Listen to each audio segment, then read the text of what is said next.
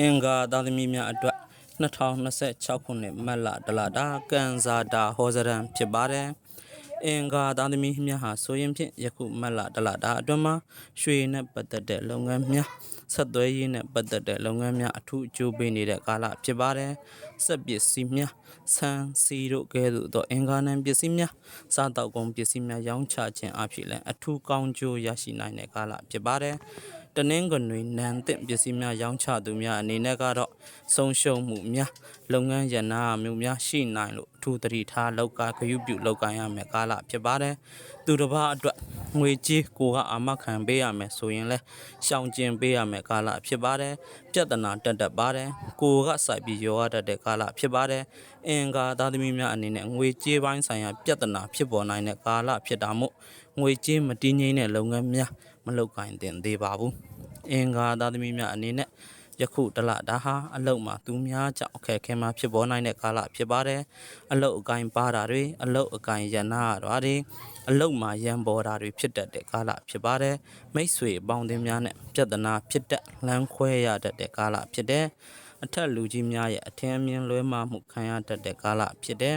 အင်္ဂါသားသမီးများအနေနဲ့အခြေရင်းမှာဆိုရင်ဖြင့်ချစ်သူရည်စားနဲ့ပြဿနာဖြစ်ပေါ်တတ်တဲ့ကာလဖြစ်လို့ကိုယ့်ဘက်ကအရာရာအလျှော့ပေးတဲ့ကာလဖြစ်တဲ့အင်္ဂါသားသမီးများအနေနဲ့အိမ်ထောင်ရေးမှာဆိုရင်ဖြင့်ယခုမက်လတလတာဟာအတော်လေးကောင်းမွန်တဲ့ကာလဖြစ်ပါတယ်အိမ်ထောင်ဘက်ရဲ့အကျိုးကျေးဇူးကိုရရှိခံစားရနိုင်တဲ့ကာလဖြစ်တဲ့အဝေးနေအိမ်ထောင်ဘက်များရဲ့အကျိုးကျေးဇူးကိုပုံမူရရှိခံစားရနိုင်ပါတယ်မြေယာရောင်းဝယ်ရေးလုပ်ငန်းအိမ်ချမ်းမြေရောင်းဝယ်ရေးလုပ်ငန်းလုပ်ကိုင်သူများအတွက်ရောင်းမှားဝယ်မှားဖြစ်တတ်တဲ့ကာလဖြစ်လို့အထူးသတိထားရမယ့်ကာလဖြစ်တဲ့ကားဝယ်ယူမဲ့သူများအနေနဲ့မိတ်ဆွေတို့ဝယ်ယူမဲ့ကားမှာပြဿနာများပါတတ်လို့ဝယ်မယ်ဆိုရင်အထူးစီစစ်ပြီးမှဝယ်တဲ့ကာလဖြစ်တဲ့နိုင်ငံခြားခရီးထွက်မဲ့သူများအကြိမ်ကြိမ်ရက်တွေရွှေ့နေပြီးနောက်ဆုတ်ပြီးမှသွားနိုင်ပါတယ်အဝေးနေဆွေမျိုးကောင်းကျိုးကိုရရှိခံစားရတဲ့ကာလဖြစ်တဲ့ကျမ်းမာရေးမှာဆိုရင်လည်းအယိုးနဲ့ပတ်သက်တဲ့ထိခိုက်ဒဏ်ရာတွေအာယုံကြောရောင်ရမ်းတာတွေအစာအိမ်ရောင်ရမ်းတာတွေအထူးဂရုပြုရမယ့်ကာလဖြစ်တဲ့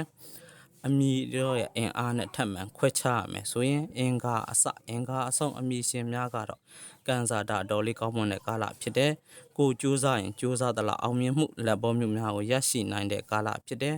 အင်္ဂါအစဘုဒ္ဓဟုဆုံးအမီရှင်များကတော့ယခုတလတာကာလဟာကံအထူးကောင်းမွန်တဲ့ကာလဖြစ်တဲ့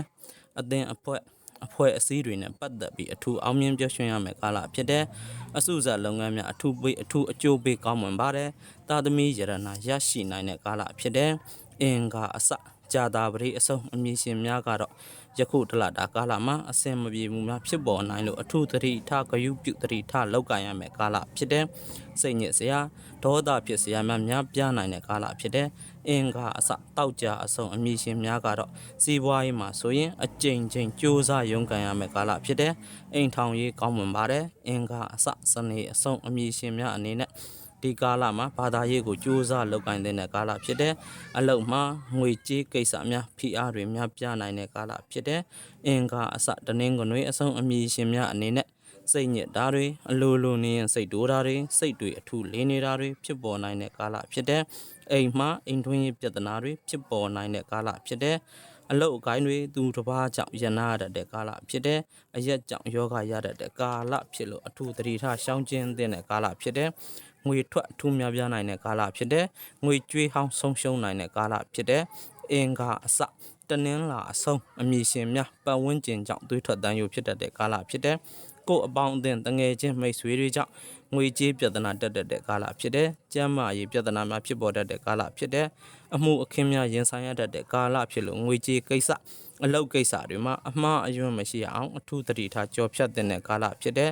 အင်္ဂါသားသမီးများအနေနဲ့အယိုးကျိုးလူနာများအယိုးအစစ်ကျန်းမာရေးမကောင်းတဲ့လူနာများကိုတနင်္ဂနွေနေ့2 နာရီမှ4 နာရီအတွင်းမှာအလိုရှိရာကိုမေးမြန်းပြီးလှူဒန်းမယ်ဆိုရင်ဖြင့်တနင်္ဂနွေနဲ့အညံ့အဆိုးများပြေပြောက်ပြီးလုပ်ငန်းကိုင်းငန်းညံ့ဖြစ်နေတာတွေကိုပြေပြောက်စေနိုင်ပါတယ်တနင်္လာနေ့နေ့လယ်12 နာရီမှ2 နာရီအတွင်းမှာခွေးတွေကိုအစာကျွေးပေးခြင်းဖြင့်